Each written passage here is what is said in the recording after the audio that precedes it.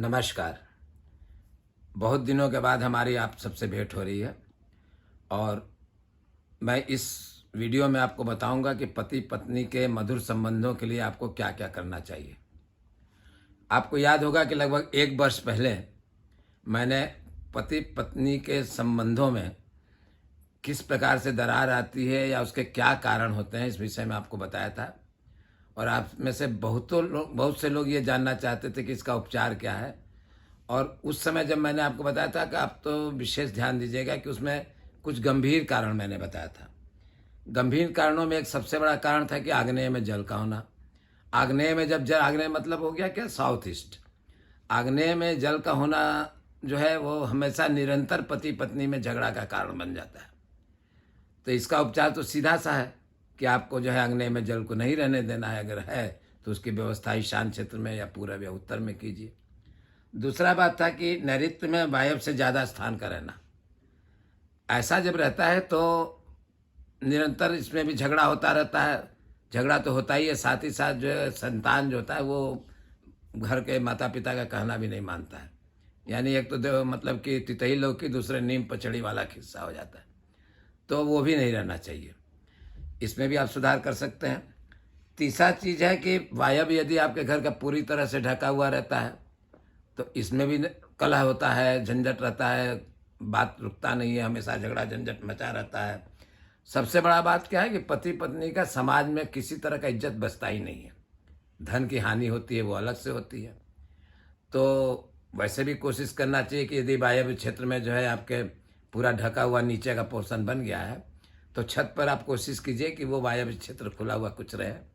और वो उसका उपचार इस तरीके से आप कर सकते हैं, क्योंकि तोड़वा तो सकते नहीं हैं, तोड़वाने की मैं बात भी नहीं करता हूँ। उसके बाद था आपका कि पश्चिम में पूरब की अपेक्षा ज़्यादा खुला हुआ स्थान हो और कहीं वायव्य में जल का स्रोत हो।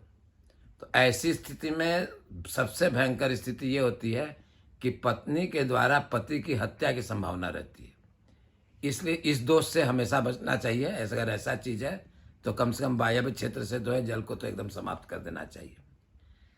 अब हम आपको बाकी सब छोटे उपचारों के बारे में बात करते हैं।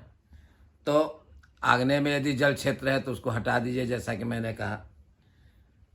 ऐसी व्यवस्था कीजिए कि वायव्य की अपेक्षा नैऋत्य में ज़्यादा स्थान न रहे, वायव्य में ज़्यादा स्थान बचा रहे, नैऋत्य में कम स्थान रहे। उसके बाद आपका पूरब और पश्चिम का जो है हिस्सा, जो है पश्चिम हिस्सा को जो है ज़्यादा बड़ा नहीं रहना चाहिए, पूरब के हिस्सा में ज़्यादा बड़ा हुआ रहना चाहिए। एक बात और है कि आपको शयन कक्ष के दक्षिण पश्चिम में नैऋत्य में एक क्रिस्टल बॉल लटकाना चाहिए। यदि पति पत्नी के संबंधों में मधुरता नहीं है तो उसके लिए आपको क्या चाहिए कि जिस कक्ष में लोग सोते हैं उसके नैऋत्य क्षेत्र में, यानी कि साउथ वेस्ट में, आपको क्रिस्टल बॉल लटकाना चाहिए। और क्रिस्टल बॉल भी लटकाने की एक विधि होती है। क्रिस्टल बॉल लटकाने की एक विधि होती है, वो ये है कि आपको उसे जब खरीद करके लाते हैं तो उसे 7 दिन तक नमक के पानी में डुबा करके रखना चाहिए। 8वें दिन उसको पानी में से निकालिए, बहते हुए पानी में उसको बढ़िया से धोइए। धोने के बाद उसको हथेली में ले करके सूरज की पहली किरण दिखाइए, उससे मंगल कामना करते हुए लाल फीता के द्वारा उसको दक्षिण पश्चिम के क्षेत्र में लटका दीजिए। वो बहुत अच्छा प्रभाव देगा। और ये शोधन की क्रिया आपको प्रत्येक क्रिस्टल बॉल के साथ 6 महीने में एक बार करना चाहिए, क्योंकि इसकी एक खासियत होती है कि ये हमेशा नेगेटिव पावर को एब्जॉर्ब करता है, पॉजिटिव पावर को भेजता रहता है, तो वो भर जाता है। और इसको ही दूर करने के लिए लोगों ने बताया है कि इसको नमक के पानी में डाल करके आपको इसका सुधार कर लेना चाहिए। इसके अलावा आपको मोरपंख का भी बहुत ज़्यादा अच्छा महत्व है पति पत्नी के संबंधों में मधुरता लाने के लिए। कोशिश ये करना चाहिए कि जिस पलंग पे पति पत्नी सोते हैं उसके सामने की दीवार पर एक मोरपंख लगाइए, क्रॉस करते हुए 2 मोरपंख। और इस तरह से वो लगना चाहिए कि जब सुबह आँख खुले तो सीधे सीधे उसी पर नज़र पड़े, तो उससे भी पति पत्नी के संबंधों में मधुरता आती है। इसके अलावा आप लव बर्ड्स को भी जो है पश्चिम दक्षिण के कोना में रख सकते हैं। चीनी मिट्टी के बर्तन में पीला फूल भी दक्षिण पश्चिम की दिशा में रख सकते हैं। यदि जीवंत पौधा ना लगा सके तो आर्टिफिशियल प्लांट ही लगाइए, जिसमें कि पीला रंग का फूल होना चाहिए।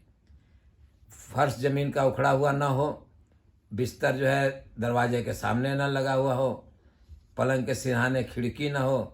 इन सब बातों पर जब आप ध्यान दीजिएगा तो पति पत्नी के संबंधों में मधुरता बनी रहेगी। और ये छोटी छोटी बातों से लेकर के आप बहुत बड़ा प्रभाव डाल सकते हैं। जैसा कि मैंने आपसे कहा था इसका उपचार बताने का, तो मैंने बता दिया। इसके अलावा आपको अगर किसी तरह की शंका हो तो कमेंट सेक्शन में आप हमसे प्रश्न पूछ सकते हैं, मैं उसका उत्तर आपको दूंगा। अगला वीडियो मैं आप लोगों को ये डालने जा रहा हूँ कि किस दिशा का घर के कैसे लोगों पर क्या प्रभाव पड़ता है। आशा है आप मेरे इस चैनल को सब्सक्राइब कीजिएगा, बेल आइकन को दबाइएगा, ताकि हम आप एक दूसरे से जुड़े रहें।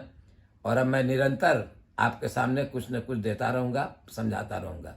आशा करता हूँ आप सबका जीवन मंगलमय होगा और आप सब स्वस्थ और प्रसन्न रहिएगा। नमस्कार।